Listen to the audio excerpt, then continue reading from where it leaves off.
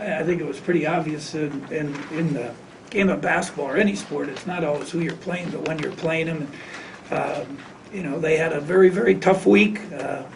You know, they, you know, probably hung their head for a while. They got their head up. It's always a good remedy to come back home and get the energy of the crowd. And I thought we battled for the first, 7, 8 minutes, and then I don't know if it was 14-9, something like that, and then they just went on a spurt, and Ben got going, gave up way too many layups, and it happens. We're still in first place. We told them if we win the rest of our games, we win the league, and I know that's going to be tough. But at the same time, that's how we got to approach it. And we can't let one loss become 2 losses. We got a big weekend coming up with Baylor and West Virginia. And, the only disappointing thing was just I didn't think all the things that got us where we are, our defense, our toughness, our discipline, they weren't there today. And that's disappointing. It's just because I thought we would have competed a little better in this. It's a tough environment, and we caught them at the wrong time, but should have been more of a game. What kind of impact did you think the foul trouble, especially with obviously to have Thomas Gibson in the game, it gives us a better threat inside. Now Jordan's a better, can do some things defensively that Thomas doesn't do. But when you look at 14-8, 14-9, you guys probably look at it. We have one guy with 2, another guy with 2, another guy with 2. So now you're kind of scrambling, and then they just got going. So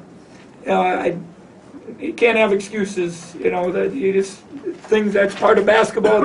Ben was in foul trouble at our place. We didn't take advantage of it, and they probably had a couple guys, if I remember back, and we didn't take advantage of it. They kept the lead at half. We're here, they went and took advantage of the opportunity. Coach, can you talk about the job Macklin did against you guys? Well, he hasn't. I guess the first time he had a couple fouls. We never let him get involved. I thought we locked in pretty well. Today we let him roam too much, and he got going and jumped up and made shots. And it's again, even for all freshmen, you're going to hit some tough games. But he got home feeling good and got a couple down. But I didn't think the threes were as much a factor as you give up 34 points in the paint. You give up 19 second chance points. That's the difference in the game, and it was the difference in the game for us against Iowa State Saturday. We controlled the paint, we controlled the second chance points, and they're going to make some shots.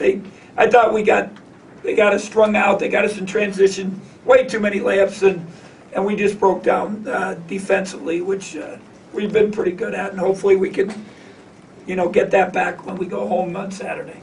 Coach, talking about scoring in the paint, do you feel like their bigs were able to clog the lane and take away your dribble penetration? The last game, we had 33s, and it was probably too many. But that's one thing they give you. You go in there. We wanted to challenge them, but then you got to be smart with your challenge. And it's not only Withy, but Young's coming. They do a great job of swarming to the basketball. Now you just got to jump stop, make the next pass.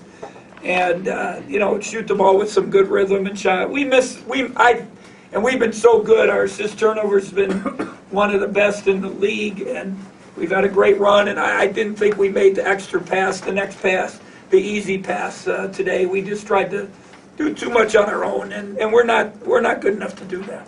Rodney, could you talk about your second half and what you were able to do to score so many points in the second half as opposed to the first?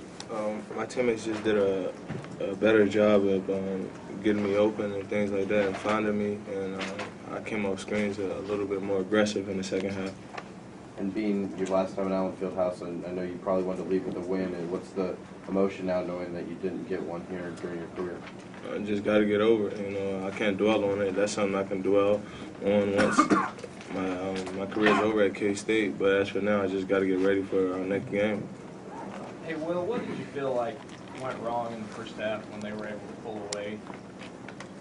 When they pulled away, they hit a couple threes, but then they also got a lot of easy dunks. And that's something we didn't give up the first game. And, when they get dunks at home, that gets the crowd going too, and they feed off that crowd really well. Coach, you saw some signs of vitals in life in the second half with Angel and Rodney. Did you have a message to them to, in that kind of like 16-minute mark to push through that? I mean, at halftime, it was just talking about pride and fight, and just you never know what can happen. And we talked at the 4-minute timeout that we would cut it under 16, and we were right there, and talked about each 4 minutes, cutting 4 off, and we did a great job to start it. And then I thought we tried to hit some home runs and grand slams without anyone on base. We took some tough shots, shot 2 or 3 threes in that next stretch, turned it over, and you got to be solid and make the easy play, put them on defense, put a little pressure on them, and then we tried to get it all back and too quickly, and then countered. We shoot long threes, we turn over, and what happens? They get layups again. Hey Rodney, with pretty much a full week to prepare for the next game, I guess what is the biggest challenge for moving past a game like this when you work with Tom? Seeing if we're going to come into practice on Wednesday ready to compete, or we're going to feel sorry for ourselves. That's the main thing. But I know my teammates. We're going to come in on Wednesday ready to fight and get ready for a bill on Saturday. Anything else? Okay, thank you.